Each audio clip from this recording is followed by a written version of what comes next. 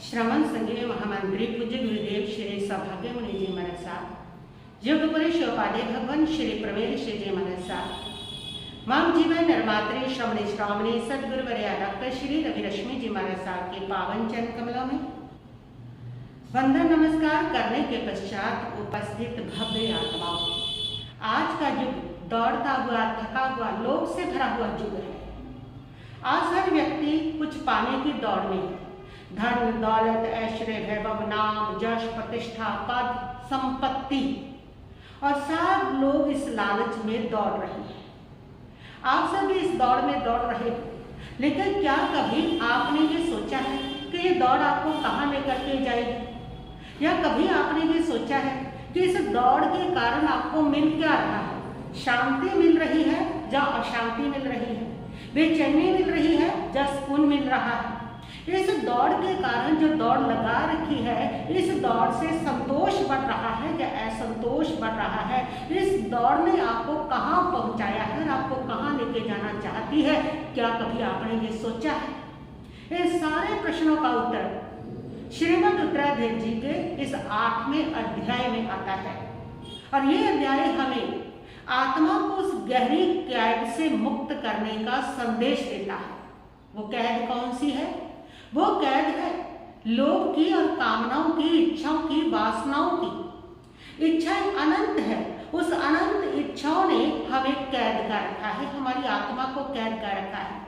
लोभ ने हमारी आत्मा को कैद करके रखा है। सारा लोभ ही है और लोभ से ही ये सारा तनाव पैदा होता है, अवसाद पैदा होता है। लोभ से ही दुख पैदा हो रहा है। ये जितना आज लोगों के पास तनाव आ रहा है ना, अवसाद आ रहा है ना, अशांति जितना पैदा हुई है, ये सारी इच्छाओं का ही परिणाम हुआ करती है। इच्छाएं उस खारे पानी के समान है कि एक प्यासा व्यक्ति है और उसको गहरी प्यास लगी है, रेगिस्तान में है, और ऐसे प्यास में ऊपर से उसको खारा पानी पिला दिया है तो वो प्यास और तीव्र हो जाती है। फिर खारा पानी पी रहा है, फिर और तीव्र हो रही है, फिर खारा पानी पी रहा है, फिर और तीव्र हो रही है। बस उस तीव्रता से वो दुखी हो रहा है, तड़प रहा है, वेदना पा रहा है और अशांति हो रही है, उसको शांति नहीं मिल रही है। ये इच्छाएं, ये संसार के सारे भोग उस खारे पानी के समान है। जितनी जितनी इच्छाएं पूरी करते हैं, खारा पानी पी रहे हैं।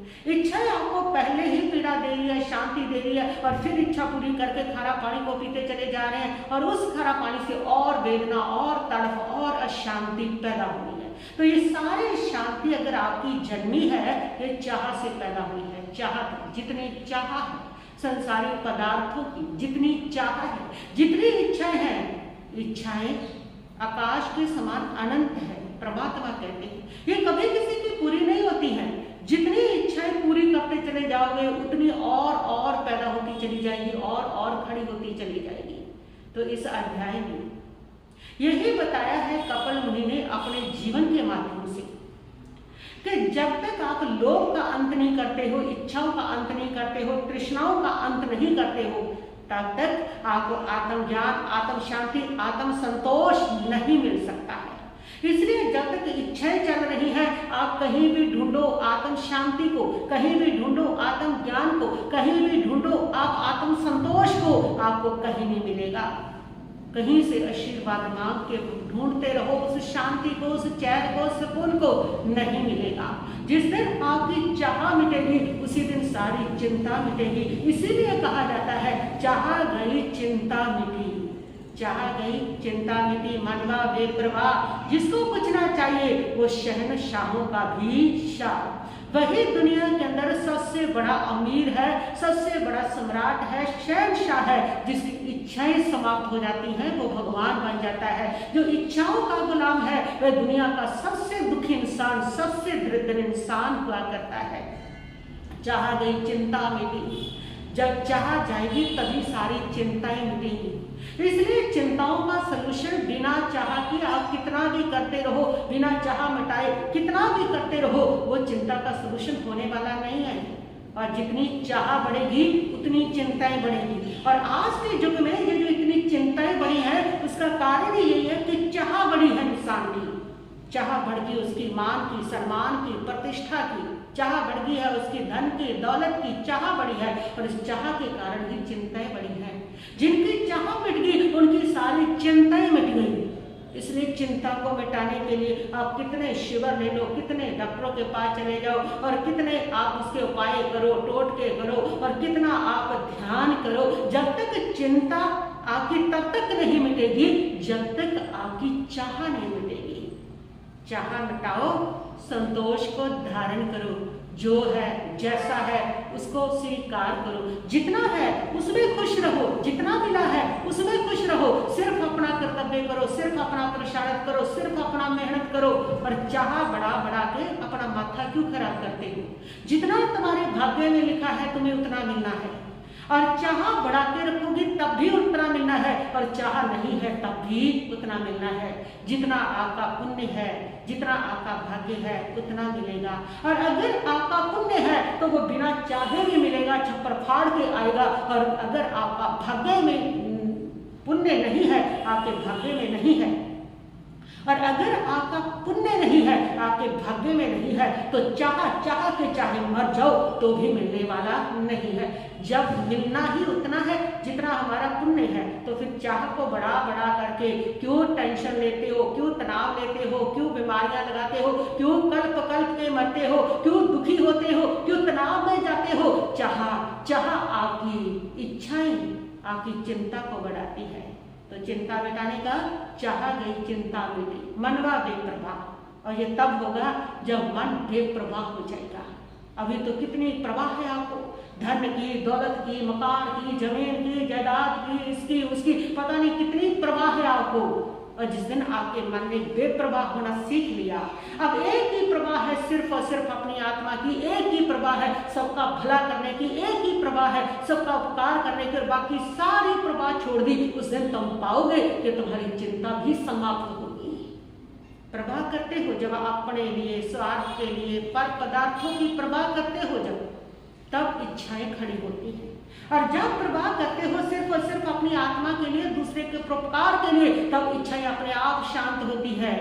मनवा बेप्रवाह, जिसको कुछ ना चाहिए वो शहंशाहों का भी शाह, वह शाह बन जाता है, सम्राट बन जाता है जिसको कुछ भी नहीं चाहिए। और यही कपिल मुनि का अध्याय हमें बता रहा है कि ये शांति, ये सुकून, ये चैन तब तक नहीं मिलेगी जब तक आप चाह को समाप्त नहीं करोगे, जब तक आप इच्छाओं को समाप्त नहीं करोगे, तृष्णाओं को समाप्त नहीं करेंगे। कपिल मुनि का ये अध्याय बताता है कि तृष्णा किस प्रकार उसके जीवन में समस्या पैदा करती है, वो इच्छाएं, वो कांक्षाएं, वो भोग, वो किस प्रकार जीवन के अंदर मुसीबतें खड़ी करते हैं और उन सारी मुसीबतों से वो किस प्रकार विरक्त होते हैं। वो तब उससे अलग हो जाते हैं जिस समय वो उसके स्वरूप को देख लेते हैं, लोग के स्वरूप, इच्छाओं के स्वरूप को। बड़े महान पुरुष है, वो पहुंची हुई आत्मा होगी जो उसके स्वरूप को देख ले। कहाँ स्वरूप को देख पाते हैं? आप लोगों को भी तो ये इच्छाएं, ये तृष्णाएं, ये कांक्षाएं आपको कितना तनाव दे रही है, कितनी टेंशन दे रही है, कितना मार रही है, कितना आपके जीवन में समस्याएं खड़ रही है, लेकिन कभी आपने इसको देखा, इसके स्वरूप को देखा? कैसा स्वरूप है इसका? अरे इसको जितना पूरा करो, जितना पूरा करो, जितना पूरा करो, और अभी फिर तैयार है, फिर इच्छा करी है, फिर इच्छा करी है, कभी भी स्वरूप को देख पाए। इसीलिए आपकी इच्छाओं के ऊपर कभी आपका नियंत्रण नहीं हो सका, आपकी तृष्णाओं पर कभी आपका नियंत्रण नहीं हो सका। और जिन्होंने इसके स्वरूप को देख लिया उनका तृष्णा के ऊपर नियंत्रण हो गया। और यही बता रहा है ये अध्याय कि कभी कभी आत्मा का जागरण तब होता है जब आप गहरे लालच में, गहरी तृष्णा में, गहरे मोह माया में जब आप गिर चुके होते हो, कभी कभी तब आत्मा का जागरण होता है। और ऐसा ही हुआ है, लोक की प्रकाष्ठा पर पहुंच गया कपिल। लोक की प्रकाष्ठा पर जब वो पहुंचा तब उसकी आत्मा का जागरण हुआ। इसलिए जब कोई किसी प्राणी की प्रकाष्ठा पर होता है ना, तो उससे नफरत भी मत करो। कई बार उसके जागने का फल होता है। कोई भी जो प्रकाष्ठा है वो व्यक्ति को जगा दिया करती है, और ऐसे ही वो कपिल लोक की प्रकाष्ठा पर पहुंचे हैं और लोक की प्रकाष्ठा ने उसको जागृत कर दिया। वो तब जागा जब उसने लोक के स्वरूप को जान लिया। जब आप प्रकाष्ठा पर पहुंचते हो, किसी के शिखर पर पहुंचते हो और उसके बाद आप उसका परिणाम देखते हो, आपको स्वरूप समझ आ जाता है। और यही हुआ था उनके साथ। कौन थे वो कपिल मुनि जिसने हमें ये संदेश दिया है इस अध्याय के अंदर कि तुम्हारी सारी समस्याओं की जड़ तुम्हारी चाह, तुम्हारी तृष्णा, तुम्हारी आकांक्षाएं है, और जब तक ये मिटेगी नहीं तब तक तुम्हें आत्मज्ञान, आत्म संतोष, सुकून, शांति इसकी कभी प्राप्ति नहीं होगी। ये वो संदेश देके गए हैं। वो कौन थे? वो कपिल मुनि। कपिल मुनि राजगृही नगरी, सरस्वती नगरी के रहने वाले। वो कपिल मुनि एक ब्राह्मण के बच्चे थे। छोटी सी उम्र में उनके पिता मर गए थे। पिता राजपुरोहित थे और कपिल बहुत छोटा था, इसलिए राजा ने किसी और ब्राह्मण को राजपुरोहित बना लिया। और राजपुरोहित वो राजा के साथ एक बार सवारी निकल रही थी और वो बैठा हुआ था राजा के साथ, सवारी पे जा रहा था। और कपिल की माँ ने जब उसको देखा तो उसकी आंखों में आंसू आ गए। कपिल छोटा सा था, उसने पूछा कि माँ तुम रो क्यों रही हो? उसने कहा कि बेटा इसलिए रो रही हूँ कि आज जिस स्थान पर ये ब्राह्मण बैठा है, राजपुरोहित बैठा है, इस पर कभी तुम्हारे बाप हुआ करते थे और इस पर तुम्हारा अधिकार था, लेकिन तुम छोटे होने के कारण पढ़ लिख नहीं सके, पिता ना होने के कारण तुम्हारी पढ़ाई नहीं हुई, इसलिए तुम आज वहां नहीं हो। बस यही मेरे दुख का कारण है, इसीलिए रो रही हूँ। और माँ के इस दुख को दूर करने के लिए, माँ की उस इच्छा को पूरी करने के लिए, और उसने कहा कि माँ मैं आज से पढ़ूंगा, तुम्हारा हर मनोरथ पूरा करूंगा और पढ़ने के लिए मैं जाऊंगा। और माँ कहती है कि बेटा यहाँ तो सब ईर्ष्या से जले हुए हैं, कोई ब्राह्मण तुझे पढ़ाएगा नहीं। अगर तुझे पढ़ना है, तेरे पिता के एक मित्र है, दूसरे गांव में रहते हैं, इंद्रदत्त शर्मा उसका नाम है, तुम उनके पास चले जाओ, वह तुम्हें पढ़ाएगा। और कपिल माँ का आशीर्वाद लेकर के वहां पहुंच गया और वहां पहुंच करके वो इंद्रदत्त को अपना परिचय दिया। इंद्रदत्त ने उसकी व्यवस्था कर दी पढ़ने की, और भोजन के लिए उसकी व्यवस्था कर दी उसने एक सेठ के यहाँ। और सेठ के यहाँ एक दासी काम करती थी, और सेठ ने ड्यूटी लगा दी कि एक ब्राह्मण आएगा, विद्यार्थी ब्राह्मण, और उसको तुमने भोजन कराना। वो दासी कपिल को रोज भोजन कराती थी, और भोजन कराते कराते वो दासी कब उसके दिल में उतर गई उसको पता ही नहीं चला। दोनों का आपस में प्यार हो गया और दोनों जुड़ जाते हैं, और जुड़ गए तो अब दोनों ही जो है दोनों आपस में जुड़ जाते हैं। और यही है व्यक्ति का जीवन। करने कुछ और चला है, जब करता कुछ और है तो वह रास्ता भटक जाया करता है, मंजिल पर नहीं पहुंचा करता। यहीं से पढ़ाई पूरी ना होकर के जीवन में समस्याएं खड़ी होती हैं, जब कुछ हम कुछ और करते हैं। और दोनों जब जुड़ जाते हैं तो यहाँ से एक दिन क्या होता है, दोनों का प्रेम चलता रहता है। दोनों जुड़ जाते हैं और दोनों का प्रेम चलता रहता है। लेकिन एक दिन क्या होता है, उस नगर के अंदर महोत्सव होता है, और वो दासी कहती है कपिल से कि मेरी सारी सहेलियां अच्छे अच्छे कपड़े पहन के सोने का गहने पहन करके जाएगी, मेरे पास कुछ नहीं है, मुझे कानों के तो बुंदे बनवा दीजिए सोने के, और मैं भी पहन करके चली जाऊंगी। कपिल के पास तो कुछ नहीं है। उसने कहा कि तुम जानते हो ना कि मेरे पास तो कुछ नहीं है, मैं तो भोजन भी यहाँ आके करता हूँ, मैं तेरे को कानों के बुंदे कहाँ से ला के दे सकता हूँ। उस दासी ने रास्ता बताया। उसने कहा कि देखिए जहाँ का जो राजा है ना, सुबह सुबह सबसे पहले जो ब्राह्मण उसको दर्शन देता है वो उसको 2 मासा सोना दान करता है। बस तुम सुबह सुबह चले जाओ, उसको दर्शन दे दो, तुम्हें 2 मासा सोना मिलेगा और वो मेरे कानों के बुंदे बन जाएंगे। उसने कहा बात तो सही, रास्ता भी तुमने बता दिया, कोई बात नहीं। वो सुबह सुबह जब उठ के गया तो उसको पता चला कि वो कोई और ब्राह्मण ले गया। अगले दिन भी गया, फिर पता चला कि पहले की और पहुंच गया। और दासी ने उसको पलंग दिया कि तुम तो आलसी हो, बिल्कुल सुबह जल्दी उठ के नहीं जा सकते, तुम कैसे पहले नहीं पहुंचे। और आज उसने ये फैसला लिया कि आज मैं जल्दी जाऊंगा, नहीं तो फिर वो मेरे को पालम देगी। और वो इस चक्कर में, इस आसक्ति में, उसके प्रेम में जो उसमें आसक्त हुआ पड़ा था, उस शक्ति के कारण वह आधी रात को उठ करके चल पड़ा। समय ही उसको ध्यान नहीं रहा कि समय कौन सा है, समय का भान भूल गया। और यही प्रभु कहते हैं, जब तुम कहीं आसक्त हो जाते हो ना, उस समय तुम समय का भान भूल जाते हो और सारी दुनिया के भान भूल जाते हो, और उस समय जा करके तब तुम मुसीबत में फंसते हो कि तुम भान भूल जाते हो। और यही हुआ है, हम हमेशा आसक्ति में ही अपना भान भूलते हैं। हमें भी आसक्ति है संसार की, पदार्थों की, और इसमें हम सब अपना भान भूल चुके हैं। और कपिल जो आधी रात को उठ के चल पड़ा और जा रहा था, और अभी चोरों ने उसको पकड़ लिया। उसने बहुत कहा कि मैं चोर नहीं हूँ, मैं तो राजा को दर्शन देने जा रहा हूँ सुबह सुबह। कहते राजा 12 बजे दर्शन देगा, कहते वो तो सुबह की बात है, ब्रह्म मुहूर्त की बात है, 4 बजे की बात है, तुम झूठ बोल रहे हो। और उसको पकड़ के जेल में दे दिया। सुबह राजा के सामने उसको लाया गया, और राजा ने उसको देखा तो देखा कि वह तो एक गरीब ब्राह्मण है, उसकी आंखें धसी हुई हैं, पेट अंदर गया हुआ है और बिल्कुल पतला सा दुबला सा सूखा सा है।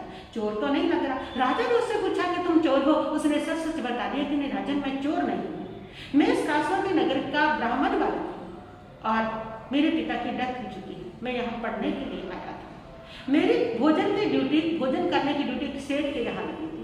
वहाँ की जो दासी थी वो दासी मुझे भोजन कराती थी। मुझे उनसे प्रेम हो गया और जो 2 दिन के बाद महोत्सव है, मेरी दासी ने मुझसे सोने के 2 बूंदे मांगी और उसी ने बताया कि आप जो ब्राह्मण जल्दी आपको दर्शन देता है, सबसे पहले आप उसको 2 मसा सोना दान करते हो। मैं 2 दिन बाद आया, लेकिन हर बार कोई और आ जाता था और आज मैंने ये सोच लिया था कि मैं आधी रात को जल्दी चल लूँगा। बस उसी चक्कर में मैं जल्दी चल पड़ा कि गेट पर जाके बैठ जाऊँगा और दरवाजा खोलते मैं सबसे पहले दर्शन दूंगा और मुझे 2 मसा सोना मिल जाएगा। उसकी सारी सत्ते की सारी कहानी उसने बता दी। सारे जीवन की किताब खोल के रखते, उसने कुछ नहीं छुपाया कि मेरा दासी से प्रेम हो गया, ऐसा हो गया, वैसा कुछ नहीं छुपाया। सब कुछ जब उसने बता दिया तो राजा उसकी सच्चाई से प्रभावित हो गया। किसी भी व्यक्ति ने कितना अपराध किया, जब वो सच बोल देता है ना तो उसका अपराध आधा रह जाता है, तब उसको दंड देने का मन नहीं करता है। पर यही होता है, राजा सोचता है कि इसने तो सारा जीवन खोल के रख दिया, सारा सत्य बता दिया। उसने कहा कोई बात नहीं, 2 मसे सोने के लिए आया है ना, मैं तेरे सत्य पर इतना प्रभावित हो गया हूँ कि आज मैं तुझे वरदान देता हूँ कि तुम्हें जो चाहिए, जितना चाहिए तुम आज उतना मांगो। और जब वो सुनता है तो वो कहता है ठीक है, अगर देना चाहते हो ना तो फिर मुझे थोड़ी मोहलत दे दो, ताकि मैं सोच तो लूँ कि मुझे क्या क्या चाहिए। राजा ने उसको मोहलत दे दी कि हाँ तुम सोच लो क्या क्या चाहिए, जो भी तुम्हारी लिस्ट है मुझे बता दो। और कपल एक बगीचे में चला गया और ध्यान लगा करके खड़ा हो सोच रहा है क्या क्या चाहिए मुझे। 2 मसा सोना, 2 मसा सोना का क्या मांगना है, 2 मसा के क्या, ऐसा कर लेता हूँ चलो 10 तोले मांग लेता हूँ। फिर उसको लगा 10 तोले से क्या होगा, उसके गहने ही बनेंगे और भी बहुत सामान चाहिए होगा, घर भी बनाना होगा। फिर उसने सोचा 1 किलो सोना मांग लेता हूँ, बहुत होगा। और उसको लगा कि 1 किलो से क्या होगा, अगर बच्चे होंगे उनकी पढ़ाई लिखाई, उनकी भी शादी होगा, कुछ नहीं होगा। 1 किलो से कुछ नहीं होने वाला है, दुकान भी नहीं आएगी, बिजनेस करना होगा तो उसके लिए भी 1 किलो से जीवन थोड़े चलने वाला है। चलो मैं 10 किलो मांग लेता हूँ। फिर उसको लगा कि और प्लानिंग बढ़ गई कि 10 किलो से कितना बड़ा बिजनेस कर लूँगा, 10 किलो से कुछ नहीं होने वाला। फिर उसको लगा 100 किलो मांग लेता हूँ। फिर उसको लगा छोड़ो 1 पूरा गाँव मांग लेता हूँ। फिर उसको लगा कि नहीं इससे भी पूरा नहीं पड़ेगा तो 10 गांव मांग लेता हूँ। फिर उसको लगा इतना भी पूरा नहीं पड़ेगा, अरे मांग ही रहा हूँ, 10 गांव से क्या होना है, 10 गांव का एक चौधरी सा बन के रह जाऊंगा, चलो आधा राज्य मांग लेता हूँ। फिर उसको लगा आधा राज्य, आधा क्यों लेना है मुझे, पूरा राजा बनने का मजा लो ना, पूरा राज्य मांग लेता हूँ। और जैसे वो पूरे राज्य पर पहुंचा और इधर जो राजा है ना उसको भी डाउट लगा, उसको भी लगा कि ये कब से सोच रहा है कहीं मेरा पूरा राज्य ना मांग ले, मैंने तो वरदान दे दिया। उसने क्या करके कहा कि आंखें खोलो, मांगो क्या मांगना है। उसने आंखें खोली और देखा उसके लोभ के कारण राजा का चेहरा पीला पड़ा हुआ था। राजा भयभीत था, राजा डरा हुआ था और उसने सोचा कि अगर मैंने अपना लोभ इसके सामने प्रकट कर दिया ना तो राजा की जान निकल जाएगी, प्राण निकल जाएगी। अरे कैसा लोभ है, 2 मसा सोना इसको चाहिए था और पूरा राज्य लेकर के भी नहीं मान रहा। अरे कितना भयंकर है ये लोभ, अगर किसी शरीफ इंसान ने मुझे मांगने के लिए कह दिया और मेरा लोभ उसका सब कुछ लूटने के लिए तैयार हो गया, कैसा भयंकर लोभ है। और उसने लोभ की इस माया को पहचान लिया और उसने राजा के सामने हाथ जोड़ करके कहा नहीं चाहिए मुझे कुछ भी, मैंने देख लिया, यहाँ ना हो तहाँ लो। जहाँ जैसे जैसे लाभ बढ़ता है वैसे वैसे लोभ बढ़ता है। मैंने देख लिया जैसे जैसे लाभ बढ़ रहा है वैसे वैसे लोभ बढ़ रहा है। इस लोभ का कहीं अंत नहीं, पूरा राज्य लेकर के भी ये जो लोभ है इतना बढ़ेगा कि दूसरों का भी राज्य चाहिए और राज्य चाहिए, इसका कहीं अंत नहीं। और जितना इसको देता जा रहा हूँ उतना ही शांत, उतना ही बेचैन, उतना ही दूसरों को दुखी, दूसरों का शोषण करता चला जा रहा हूँ। और वो दूसरों का शोषण मेरे पर ही कर्म लौट करके आता है जो मुझे ही बेचैन करता है, मुझे ही दुखी करता है। ये कपिल बता रही है कि जब जब आपकी इच्छाएं तृष्णाएं जितनी बढ़ती है ना वो हमेशा दूसरे के शोषण से पूरी होती है और वो दूसरों का शोषण कर्म बन करके आप पर लौटता है और वो देता है आपको शांति, आपको बेचैनी, आपको दुख, आपको तकलीफें, आपको तनाव। आज सारे तनाव का जो कारण है वो आपकी ये तृष्णाएं है और ये तृष्णाओं के पीछे आप हमेशा दूसरों का शोषण करते हो। ये जो जितनी बेईमानियां हैं, आज जितने घोटाले हैं, जितने घपले हैं, इन घपलों के पीछे इंसान का लोभ ही तो है ना। इस लोभ के कारण ही कर रहा है, तृष्णाओं के कारण, इच्छाओं के कारण ही कर रहा है। अगर इंसान की इच्छाओं का सीमित हो जाए, समाप्त हो जाए, तो उसको किसी का शोषण करने की जरूरत नहीं, किसी के साथ बेईमानी, ठगी, घपला कुछ करने की जरूरत नहीं। इंसान की जो तृष्णा है, जो इतने बड़ा पाप करवाती है, और ये तृष्णा हमेशा याद रखना, ये लोभ दे करके जाता है व्यक्ति को अवसाद, चिंता, ये टेंशन, ये तनाव, जितना इसके पीछे दौड़ोगे उतनी ही चिंताएं, उतनी ही तृष्णाएं आपकी बढ़ती चली जाएगी। आप सब कुछ बदलते हो, कपड़े भी बदलते हो, मकान भी बदलते हो, मोबाइल भी बदलते हो, लेकिन कभी अपनी तृष्णाओं को, लोभ को भी बदल लो, इसकी जगह पर संतोष को ले आओ। और जिस दिन तुमने इसको बदल लिया, उस दिन तुम्हारी चेतना में तुम्हें नवीनता महसूस होगी। इसको भी बदलो। प्रभु कहते हैं कि तृष्णाएं बढ़ रही हैं। राजा भर्तृहरि कहते हैं कि दिन बीत रहे हैं, रात बीत रही है, समय जा रहा है और शरीर जो है वो बुढ़ा हो रहा है, लेकिन तृष्णा कभी बुढ़ी नहीं होती। तृष्णा बुढ़ापे में भी ज्यों के त्यों बनी रहती है। शरीर पे बुढ़ापा आ गया, लेकिन मन पे बुढ़ापा कभी नहीं आता। तृष्णा हमेशा जवान रहती है। इसलिए प्रभु कहते हैं कि ये तृष्णा, जिस दिन तुम चाह का अंत करोगे, उस दिन तुम्हारी शांति जीवित होगी, और जिस दिन तुम्हारे अंदर चाह जो है, तब तक तुम्हारी शांति मरी रहेगी। इसलिए आज हमारी शांति, हमारा सुकून मरा हुआ है, क्योंकि हमारे भीतर चाह जीवित है। इस चाह को मारना है, इस चाह को समाप्त करना है, और तब जिंदा होती है हमारी शांति, हमारा सुकून। तो ऐसा वो कपिल मुनि ने सोच लिया कि अब इस लोभ को कम नहीं, इससे बिल्कुल ही मुक्त होना है मुझे। और कपिल मुनि जो है, जैसे लोभ से मुक्त होते हैं, लोभ का त्याग करते हैं, और कपिल मुनि के भीतर वैसे ही ज्ञान प्रकट होता है। भोग की प्रकाष्ठा में भी आत्मज्ञान का बीज छिपा होता है। जो उस बीज को पहचान लेते हैं, वो कपिल बन जाते हैं, और जो इस बीज को पहचान नहीं पाते, वो मृग तृष्णा में उलझ करके मर जाया करते हैं। कपिल बनना है आपको, तो इस बीज को पहचानना होगा।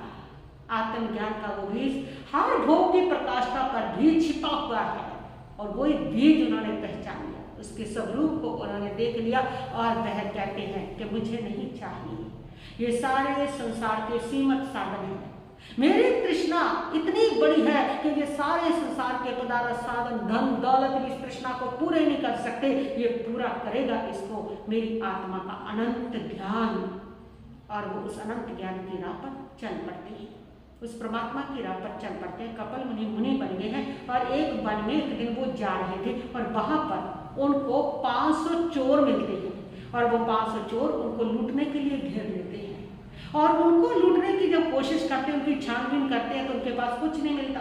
और वो 500 चोर उनको कहते हैं कि ऐसा नहीं हो सकता कि तुम्हारे पास कुछ नहीं है, कुछ ना कुछ तो होगा, क्योंकि सुबह सुबह तुम गए हो, सुबह सुबह बोनी का वक्त है, कुछ भी तुम्हारे पास होगा। और हमारा इष्ट देव कहता है कि तुम्हारे पास बहुत अमूल्य धन है, वो कहाँ है, वो हमें दो, कहाँ रखा है, कहाँ छुपाया है, हमने तो बहुत खोज लिया लेकिन मिला नहीं। तब वो कहता है कि हाँ, मेरे पास अमूल्य धन है, मेरी अंतर चेतना में पड़ा हुआ वो अमूल्य धन मैं तुम्हें खोल करके देता हूँ। और तब कपिल मुनि उनको जो उपदेश देता है, वो इस 8वें अध्याय में है। वो उपदेश के भीतर गा करके उपदेश देता है, और उनके सामने एक सवाल खड़ा करता है कि इस दुख बहुल संसार में ऐसे कौन से कर्म है जिसके कारण हम दुर्गति को प्राप्त न हो, ऐसे कौन से कर्म है। ये इस अध्याय में उनके सामने सवाल रखता है। चोर उस सवाल को सुनते हैं, और वो अपने आप से पूछने लगते हैं कि ऐसे कौन से कर्म है जिसके कारण हम दुर्गति में न जाए, कौन से कर्म है। और जब भी तुम अपने से पूछोगे, तुम्हारी चेतना स्वयं जवाब दे देगी, ऐसे कौन से कर्म है।